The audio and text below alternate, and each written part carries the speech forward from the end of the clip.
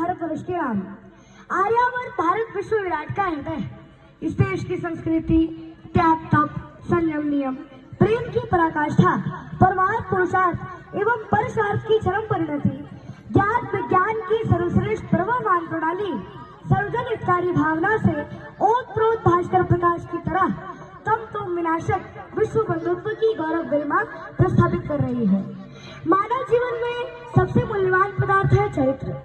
मानव समाज, मानव व्यवहार तथा मानवीय सद्गुणों की पराकाष्ठा का पूर्ण निर्वाह हम अपने प्रभु श्री राम जी के जीवन में पाते हैं। जय हो। प्रभु श्री राम हमारी संस्कृति के आदर्श नायक हैं और उनका अनुकरणीय चरित्र भी, और वे मर्यादा पुरुषोत्तम भी हैं। श्री राम मानवता के सच्चे प्रतिनिधि और शोभन गुणों के निधान हैं। वे पूर्ण मानवता की आभा से भाषण है। वे नरता के चरम विभूषण है।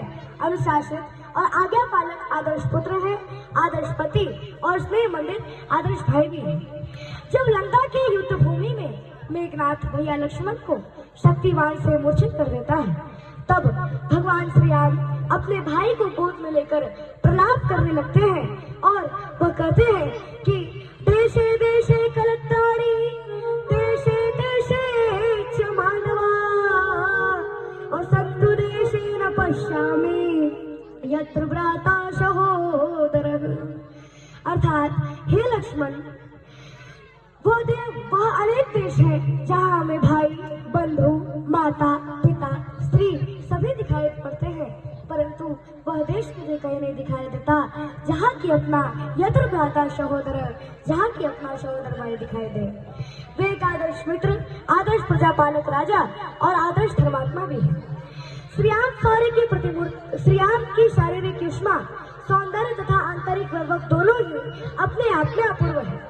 उनके विषय में वाल्मीकि मुनि का एक कथन है कि विष्णुनाम सदृशे विरजे शोभवत प्रिय दर्शनः, कालाग्ने सदृशे क्रोधे क्षमया पृथ्वी समः।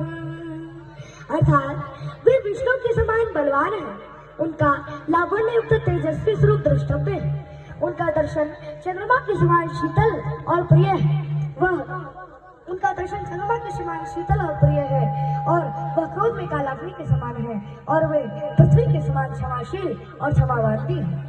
महाकवि जयदेव ने अपने प्रसन्न राघव नाटक में श्री राम के प्रति यह प्रश्न उठाया है कि कथम पुनरपि कवि सर्वे रामचंद्र में रहती, अर्थात सभी कवि श्री रामचंद्र जी का ही वर्णन क्यों करते हैं? और इसका उत्तर भी स्वयं देते हैं कि नायम कवि दोष है, इसमें कवियों का दोष नहीं है, तो फिर किसका दोष है भाई? इसका स्पष्टीकरण भी इस श्लोक के द्वारा करते हैं। सुषुप्ति नाम पात्रम रघुकुल तिलक में कम कल्पताम, कवि नाम को दोष सतु गुणगणानाम गुण। अर्थात दोष कवियों का नहीं है, बल्कि दोष के गुण समूह का है, जो कि बरबस करके अपने और आकृष्ट करके वर्णन करने हेतु बाध्य कर देते हैं। राम कथा भारतीय संस्कृति और मानवीय इतिहास की अमर कथा है तथा रामायण और रामचरितमानस की ही तरह काव्य के समस्त गुणों का पूंजीभूत रूप भी है।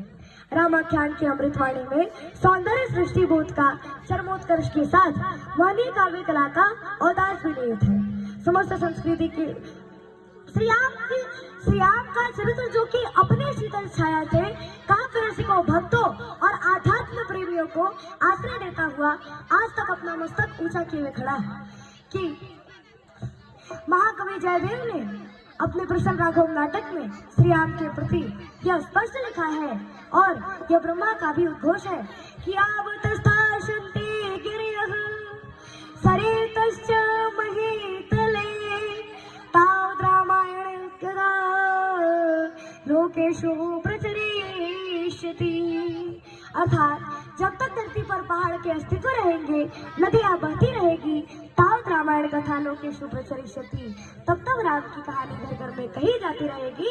ऐसा होने में किसी की मेहरबानी नहीं है, क्योंकि हमारे प्रभु श्री राम जी की कहानी ऐसी है। बाबर की रामचंद्र की, लखनलाल महाराज की।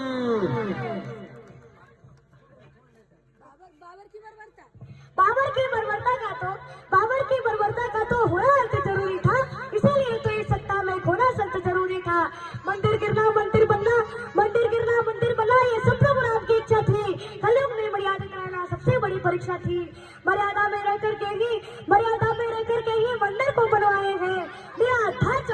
सब तभी राम धराए हैं, तभी राम धराए हैं। जय हो एक बार ताली बजा दीजिएगा जोरे साथ बोले प्रभु श्री रामचंद्र की।